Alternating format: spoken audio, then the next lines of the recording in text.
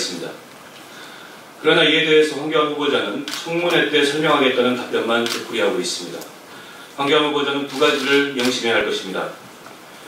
법무부 장관 청문회와 총리 청문회가 분명히 다르다는 것을 명심해야 합니다. 황 후보자가 법무부 장관 인사청문회를 거쳤다고 해서 이번 청문회를 가볍게 봐서는 결코 안 될 것입니다. 또한 정상적인 인사청문회를 진행할 수 있도록 자료 제출에 적극적으로 협조해야 할 것입니다.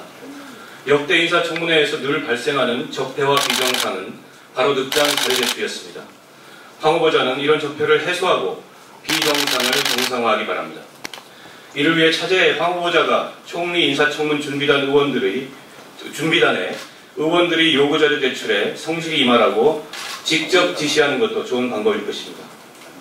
어제 저는 황교안 후보자가 신종 전관예우를 누렸다는 지적을 한 바 있습니다.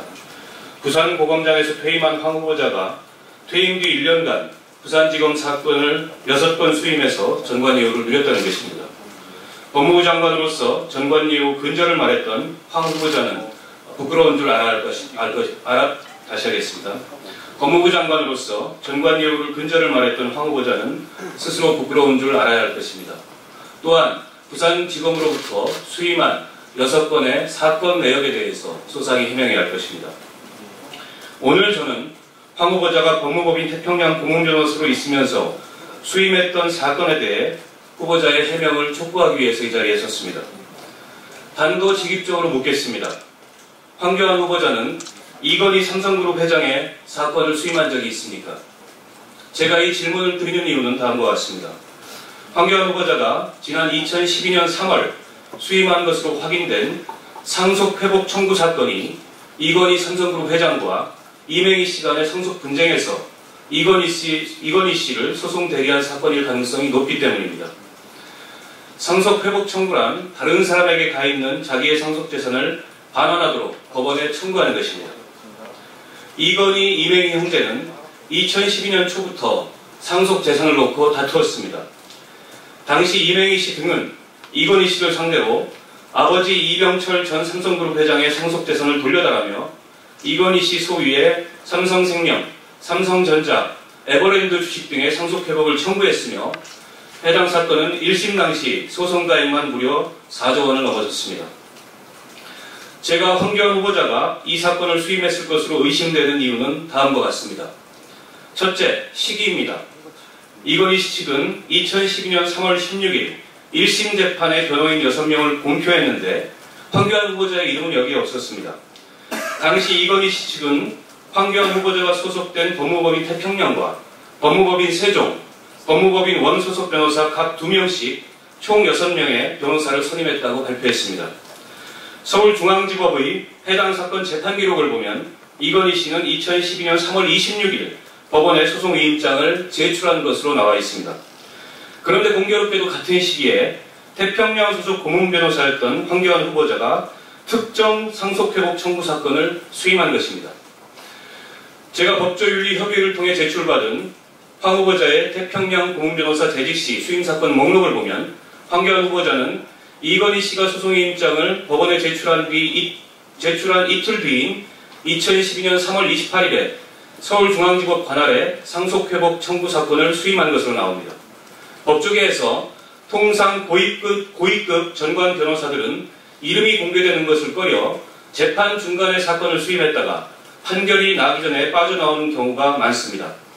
황 후보자의 상속회복 청구 사건 수임이 바로 이 경우에 해당하는 것은 아닌지 의문을 제기하지 않을 수 없습니다. 두 번째로 상속회복 청구 사건의 성격입니다. 황 후보자가 태평양 재직 시기 수임한 119건의 사건 중 민사사건은 2012년 3월 28일 수임한 이 상속회복 청구 사건이 유일합니다. 검사 출신으로 공안 그리고 형사사건 전문가인 황 후보자가 민사사건을 맡은 것도 매우 이례적이지만 특히 상속회복 청구 사건은 황 후보자의 전문성과 아무런 연관성이 없는 사건입니다. 국내 최대 로펌 중의 하나인 태평양의 고문변호사가 전문 분야도 아닌 상속회복 청구 사건을 맡았는데 마침 그 시기에 이건희, 이명희 상속분쟁 사건 재판이 시작됐다면 누구라도 황 후보자가 이 사건을 맡았다고 의심할 수밖에 없습니다. 법조윤리협의회가 해당 상속회복 청구 사건은 물론 황교안 후보자가 법무법인 태평양 재직 시기에 수임한 총 119건의 사건 목록을 제출하면서 사건 번호와 위임인을 모두 가린 채 제출했기 때문에 황 후보자가 수임한 상속회복 청구 사건이 무엇인지 자료를 통해서 드러나지는 않고 있습니다. 제가 황교안 후보자가 이 사건을 수임했을 것으로 의심하는 세 번째 이유입니다. 이건희 상속회복 사건의 배경과 황 후보자와의 관계입니다. 황교안 후보자는 2005년 당시 서울중앙지검 2차장 재직 시에 엑스파일 사건의 수사 책임자로 이건희 씨 등을 전원 무혐의 처리했습니다. 이 사건의 핵심은 삼성의 비자금이었으며 이를 누구보다 잘 알고 있는 사람이 바로 황교안 후보자입니다. 황교안 후보자가 무혐의 처리한 삼성 엑스파일 사건의 핵심인 비자금 조성과 정관계 로비는 이후 김영철 변호사가 폭로한 이건희 씨의 차명재산, 삼성의 로비 문건과 삼성 특검의 수사 결과로 일정 부분 사실로 확인됐으며 이건희 씨는 유죄 판결을 받아 공식적으로는 경영 일선에서 물러난 적도 있습니다. 이명희 씨는 삼성 특검 수사 당시에 이건희 씨가 특검에 진술한 차명재산을 근거로 상속회복 청구 소송을 제기한 것입니다. 이건희 씨가 상속분쟁 사건에서 황 후보자의 도움을 받았을 가능성이 매우 높아 보이는 이유입니다. 황교안 후보자는 2012년 3월 28일 수임한 상속회복 청구 사건이 이건희 회장을 소송 대리한 사건인지 여부를 즉시 밝혀야 할 것입니다. 법조윤리위원회도 국회가 정상적인 인사청문회를 진행할 수 있도록 법에 따라 제출된 모든 수임 자료를 국회에 송부해야 할 것입니다. 황교안 후보자가 소속 법무법인이 맡은 통상의 사건을 수임하는 것은 문제가 되지 않습니다. 그러나 황 후보자가 이건희 씨의 변호인으로 상속회복 사건을 수임한 것이 사실이라면 큰 파장을 피할 수 없습니다. 만일 황 후보자가 이 사건을 수임한 것이라면 소속 법무법인에서 사건을 수임한 변호사 중 유독 황교안 후보자만 사건 수임 여부조차 베일에 쌓여 있었던 셈이 됩니다.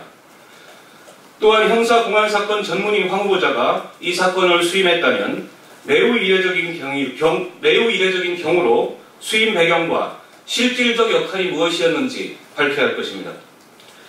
특히 황 후보자가 이 사건을 맡은 것이 사실이라면 삼성 엑스파일 사건 무혐의 처리에서 볼 수 있듯이 검찰 고위직 재직 시에도 이건희 씨와 삼성의 변호인이 아니냐는 비판을 받았던 황교안 후보자가 퇴임 뒤에 실제로 이건희 씨의 변호를 맡았다는 비판을 피할 길이 없을 것입니다. 이처럼 매우 중대한 문제인 만큼 황 후보자는 의뢰인의 개인정보를 핑계로 사실 여부를 밝히지 않아서는 안 될 것입니다. 황 후보자는 2012년 3월 28일 날 수임했던 상속회복 청구 사건의 실체가 무엇인지 명명백백하게 밝혀야 할 것입니다. 아울러서 언론인들께도 부탁의 말씀을 드리겠습니다. 황교안 후보자가 2012년 3월 28일 서울중앙지법 관할에 상속회복 사건을 수임했습니다. 이 사건이 이건희 회장을 대리한 상속회복 청구 사건인지 여부에 대해서 언론이 함께 나서서 검증해 주실 것을 부탁드립니다. 네, 상담 마치겠습니다. 고맙습니다.